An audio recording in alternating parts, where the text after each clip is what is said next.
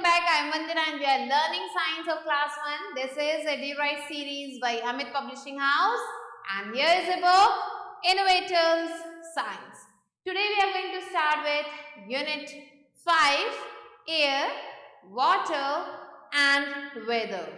And in this unit we are going to start with chapter number 10, Air and Water. Let's move on to intended learning outcomes. So here in this chapter we are going to learn about uses of air. Air has weight. What do we use water for? Air takes up space. Water, what causes rain? So ये सारे topics हम यहाँ पे पढ़ने वाले हैं. Let's move on to kick off. So air is present everywhere. Air कहाँ है? हर जगह है. हवा कहाँ है? हर जगह मौजूद है. We cannot see air. हम air को नहीं देख सकते. We can only feel it. हम सिर्फ उसे feel कर सकते हैं. We feel air when we move or run. और ये air हम कब feel करते हैं? जब हम या तो move कर रहे होते हैं या फिर दौड़ रहे होते हैं. Have you ever felt the air while playing game? क्या आपने गेम को खेलते समय क्या कभी एयर को फील किया है? यस या नो? अगर आपने किया है तो यस पे टिक करेंगे, नहीं तो नो पे. Now let us learn about air and water. तो चलिए एयर और वाटर के बारे में डिटेल में पढ़ते हैं. Before that let's move on to this exercise Funtopia. Here you have to take the ones that will move if you switch on the fan. अगर आपने फैन को चलाया तो इनमें से कौन सी चीज है जो उड़ जाएगी या मूव करने लगेगी? तो पहले है पत्ते. क्या वो मूव करेंगे? यस. टेबल, क्या फैन चलाने पे टेबल मूव करेगी? नो. नेक्स्ट फेदर, क्या ये मूव करेगा? Yes. Chair? No. And paper? Yes. तो जो भी चीजें मूव करेंगी उन्हें हमें टिक करना है. Air is all around us. हमारे चारों तरफ है air. We cannot live without air. बिना एयर के हम नहीं रह सकते. Plants and animals too need air to grow. Plants और animals को भी एयर चाहिए ताकि वो बड़े हो सके, ग्रो कर सके. We can feel the air when it blows. जब हवा चलती है, ब्लो करती है, तो हम उसे फील कर सकते हैं. When air moves gently, it is called breeze. जब हवा बहुत ही हल्की हल्की चलती है तो उसे हम क्या कहते हैं? Breeze. Fast moving air is called wind. और जब हवा जो है तेज चलती है उसे हम विंड कहते हैं. Wind with lightning, thunder and rain is called a storm. और जब हवा चलती है तेज, साथ में जो है लाइटनिंग हो रही है, बिजली चमक रही है, थंडर है, बादल जो है आवाज कर रहे हैं और बारिश हो रही है. बादलों का कड़कना, बिजली का चमकना और बारिश भी होना, ये सारे जब मिल जाते हैं हवा के साथ तो उसे हम स्टॉर्म कहते हैं. Storm causes damage to trees and property. ये जो स्टॉर्म है वो ट्रीज और प्रॉपर्टी को नुकसान पहुंचाता है. पेड़ जो है उखड़ जाते हैं, ब्रांचेस टूट जाती हैं और लोगों के जो है बिल्डिंग्स भी नुकसान पहुंचता है उनको. तो ये आप देख सकते हैं ब्रीज जिसमें आप इंजॉय कर सकते हो और ये है स्टॉर्म जिसमें आप खड़े भी नहीं हो सकते. Now let's learn about uses of air. Air के क्या क्या uses हैं? So all living things need air to breathe. जितने भी living things हैं उन सबको क्या चाहिए? Air चाहिए ताकि वो breathe in कर सकें. Air is needed for burning. जलने के लिए air की ज़रूरत होती है. Wind helps boats to sail. Wind means हवा की वजह से ही boats जो है पानी में sail करते हैं, direction change करते हैं. Air helps to dry wet clothes. गीले कपड़ों को सुखाने के लिए भी हमें हवा की जरूरत होती है. Air helps you to feel cool under the fan. और air हमें हेल्प करती है ठंडा फील करने में फैन के नीचे. Air helps you to fly kites and balloons. Air हमें हेल्प करती है kites को उड़ाने में और balloons को ब्लो करने में या फिर उड़ाने में. Now let's learn about air takes up space. Air जो है जगह लेती है. कैसे पता चलेगा? आपको पहले क्या करना है? You have to blow a balloon. आपको एक बलून लेना है, उसमें हवा भरनी है. Slowly it becomes bigger and bigger. धीरे धीरे क्या होगा? बलून बड़ा होगा और बड़ा होगा और बड़ा होगा. The air that you blow fills up the balloon. जो भी हवा हम उस बलून में डाल रहे हैं उससे क्या हो रहा है, बलून का साइज बड़ा हो रहा है. मीन्स वो जो बलून में एयर है वो जगह ले रही है, जिसकी वजह से बलून के जो वॉल्स हैं वो फूल रहे हैं. This shows that air takes up space. ये दिखाता है कि एयर जो है जगह लेता है. Next, air has weight. Air का वजन भी होता है. कैसे पता करेंगे? So you have to take 2 balloons of equal size. 2 balloon लेने हैं एक ही साइज के. Place 1 each in pan of a weighing balance. Weighing balance के पैन में हमें दोनों बलून लगा देने हैं. Both the pans will be at the same level. दोनों पैन एक ही लेवल पे होंगे.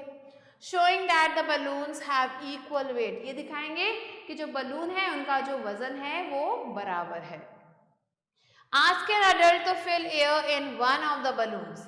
अब क्या करना है, एक बलून में किसी अडल्ट की मदद से आपको हवा भर देनी है. Weigh it with the empty balloon. अब उसको जो है उसका जब हम वजन करेंगे वापस से उस खाली बलून के साथ, तो क्या होगा, you will notice that the one with air inside it is heavier. So वो बलून जिसके अंदर हवा है वो भारी होगी, वो नीचे की तरफ झुकेगी, और जो खाली बलून है वो ऊपर की तरफ जाएगी. This means that air has weight. और इसका मतलब है कि जो एयर है उसमें वेट है, उसमें वजन होता है. Now let's move on to just a heads up. So air helps you to blow your birthday candles. Air हमें हेल्प करती है हमारे बर्थडे कैंडल्स को ब्लो करने में, नहीं तो कैंडल जलते ही रहेगा. What do you think would happen if there were no air? अगर हवा ही नहीं होती तो हम कैंडल को ब्लो कैसे करते? क्लियर? सो आपको बताना है कि क्या होता अगर एयर ही ना होती. अगर एयर नहीं होती तो शायद कैंडल ही ना जलती. Now let's move on to twisting time.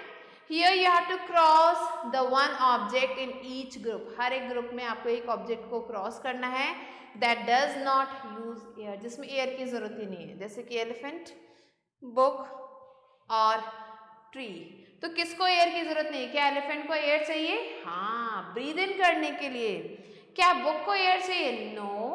और क्या ट्रीज को चाहिए एयर? हाँ, उन्हें भी तो ब्रीद इन करना है, तो हमने बुक को क्रॉस कर दिया. सिमिलरली बलून को, इस बॉल को फुलाने के लिए हमें क्या एयर चाहिए? यस. टेडी बेयर के लिए क्या एयर चाहिए? नो. और ये जो बलून है इसको फुलाने के लिए यस. सो टेडी बेयर को हमने क्रॉस कर दिया. सिमिलरली यहाँ पे चेयर को क्या एयर चाहिए? क्या योगा कर रहे इस आदमी को एयर चाहिए? क्या खाना खा रहे इस बच्चे को एयर चाहिए? हाँ, इन दोनों को चाहिए, पर चेयर को कोई भी एयर नहीं चाहिए.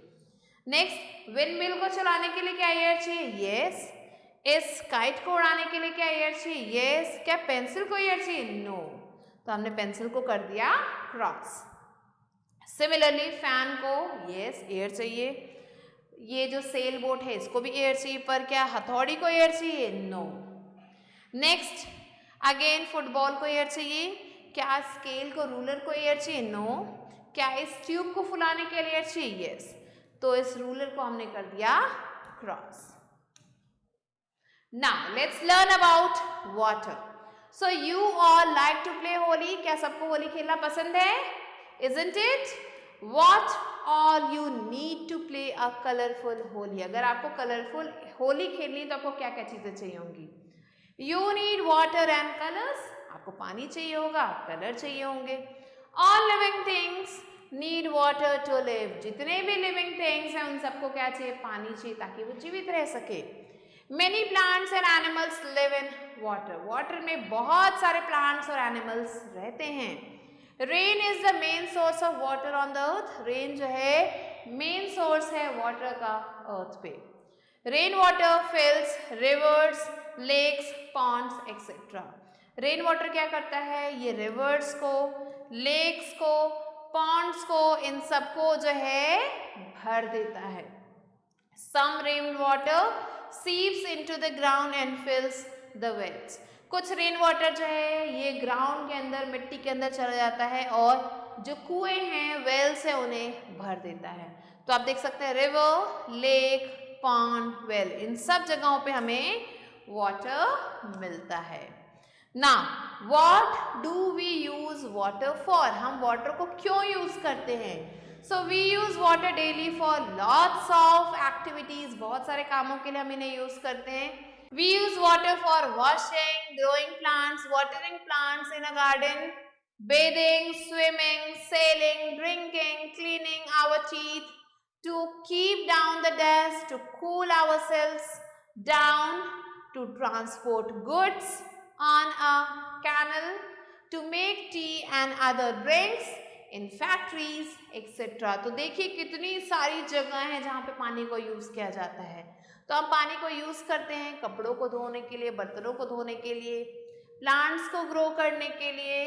इसके साथ हम नहाने के लिए पानी को यूज करते हैं, स्विमिंग के लिए हमें पानी चाहिए, सेलिंग के लिए, बोट को सेल करने के लिए हमें पानी चाहिए, पीने के लिए भी पानी चाहिए, हमें चीज़ों को क्लीन करने के लिए भी पानी चाहिए, और हमें अगर अपने दांतों को क्लीन करना है तो उसके लिए भी पानी चाहिए.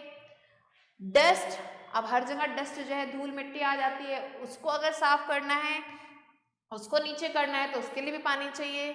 खुद को ठंडा करने के लिए, मीन्स कभी कभी हमें बहुत गर्मी लगती है तो हम चाहते हैं जल्दी से जाके नहा लेते हैं, सो खुद को कूल डाउन करने के लिए भी हमें पानी चाहिए. चीज़ों को ट्रांसपोर्ट करने के लिए, एक जगह से दूसरी जगह ले जाने के लिए भी हमें पानी चाहिए, जैसे कि कैनल में. चाय बनाने के लिए या दूसरे ड्रिंक्स बनाने के लिए भी हमें पानी चाहिए. फैक्ट्रीज में भी हमें पानी चाहिए होता है. तो ये सारी जगह है, इनके अलावा भी बहुत सारी जगह हैं जहाँ पे हमें पानी की ज़रूरत होती है. What causes rain? अब रेन कैसे होता है? So have you ever watched water being boiled to make tea? क्या आपने देखा है जब मम्मी चाय बनाती हैं तो पानी जो है उबलता रहता है. When the water gets warm, it changes into steam. जैसे ही पानी गर्म होगा उसमें से भाप निकलने लगेगी, उसे steam कहते हैं. The steam rises and disappears. Steam जो है ऊपर उठती है और गायब हो जाती है. We cannot see it because it mixes with the air. हम जो है इस स्टीम को देख नहीं पाते हैं क्योंकि ये हवा के साथ मिक्स हो जाती है. The sun warms the earth. और ऐसे ही जो सूरज है वो क्या करता है, अर्थ को गर्म कर देता है, पृथ्वी को गर्म कर देता है. The water in the sea gets warm. और अब जो पृथ्वी है उस पे क्या है, सी है, ओशंस हैं, बहुत सारे वाटर के सोर्सेज हैं, उन सब का पानी जो है वो गर्म होने लगता है. It turns into water vapour gas. अब ये जो पानी जब गर्म होता है तो वो भाप बन जाता है, स्टीम बन जाता है, जिसे हम वाटर वेपर भी कहते हैं. The water vapour rises and forms clouds. अब ये वाटर वेपर जो है और ऊपर उठते हैं और बादल बन जाते हैं. The water in the clouds get very heavy. और अब ये जो बादल हैं ये धीरे धीरे धीरे धीरे भारी होने लगते हैं. The winds blow the rain-filled clouds along. अब हवा से ये बादल जो है टहलते घूमते हुए आगे बढ़ते हैं. The water in the cloud falls as rain. और जब ये काफ़ी ज़्यादा भारी हो जाते हैं तो बारिश बन के वापस से पृथ्वी पे गिर जाते हैं. Water and air are very important for our lives on earth.